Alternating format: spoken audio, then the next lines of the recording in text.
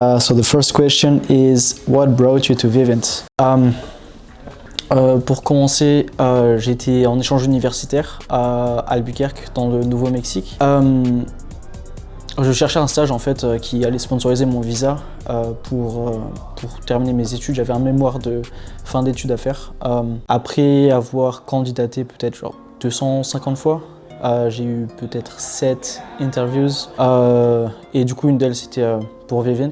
J'ai rencontré Sam, c'est lui qui m'a recruté du coup à une career fair. C'est un peu genre une fête pour une fête. C'est un peu des speed dating pour de l'emploi. Donc après avoir rencontré Sam, il m'a expliqué en quoi consistait le job. Il m'a dit que c'était dur, mais que ça apportait beaucoup. Et ça m'a séduit parce qu'ils allaient sponsoriser mon visa et c'est tout ce dont j'avais besoin. Juste un stage pour terminer mes études. Et du coup, j'étais content de trouver ça. What's the best part about the job? Il y a beaucoup d'avantages, il y a définitivement beaucoup d'avantages. La première chose que je dirais personnellement, c'est qu'on est beaucoup au contact des gens. Personnellement, c'est quelque chose que j'aime beaucoup dans la mesure où on parle à peut-être 30 personnes par jour, ce qui est énorme. Et on a beaucoup de bonnes conversations avec des gens, on rencontre des gens d'univers complètement différents de ceux auxquels on appartient. Donc ça c'est un. Deuxième, évidemment, ça sponsorise le visa. Donc c'est pas des vacances, ça reste du travail, mais c'est toujours bien parce qu'on fait beaucoup de belles rencontres, même avec les collègues de travail. C'est beaucoup de fraternité, beaucoup de bons moments passés ensemble. Franchement, j'ai beaucoup de bons souvenirs.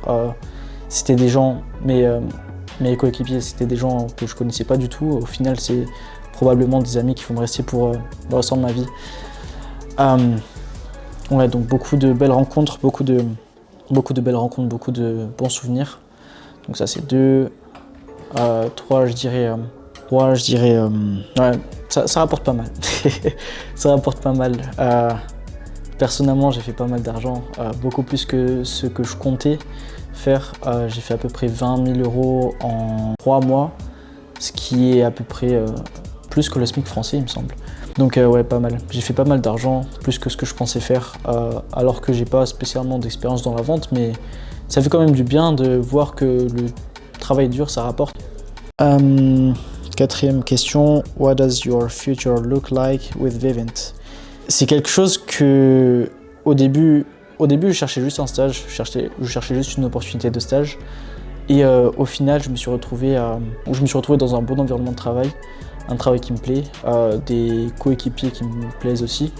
Donc c'est définitivement une entreprise dans laquelle je me vois grandir et je me vois poursuivre une carrière dans la mesure où plus on prend de l'expérience et plus on gagne d'argent, plus on est épanoui dans le job. Il y a vraiment des opportunités pour grandir qui sont phénoménales. Enfin, personnellement, j'ai pas eu le meilleur été que ce soit de l'équipe ou que ce soit de l'entreprise en général, mais ça reste quand même assez satisfaisant. Et voilà, j'ai vu des gens vraiment chiffrés, ce qui est impressionnant. Des 30 000 € en un mois, ce qui est complètement énorme, absurde même. Mais ouais, du coup c'est réel, enfin je l'ai vu de mes propres yeux du coup. Et ouais, ça donne envie. C'est clair que ça donne envie, parce que plus on travaille dur et plus on est récompensé. Et j'aime beaucoup en fait le fait qu'on décide de nos propres heures, on décide de à quel point tu veux travailler dur. Enfin, on décide d'à quel point on veut s'investir dans le job. Et au final, les résultats que l'on obtient, c'est les résultats c'est le fruit des efforts qu'on a mis dedans. Ok. Oui, donc c'est définitivement une entreprise dans laquelle je me vois grandir. Sixième question. What is one piece of advice you'd give to someone who is new to direct to home sales?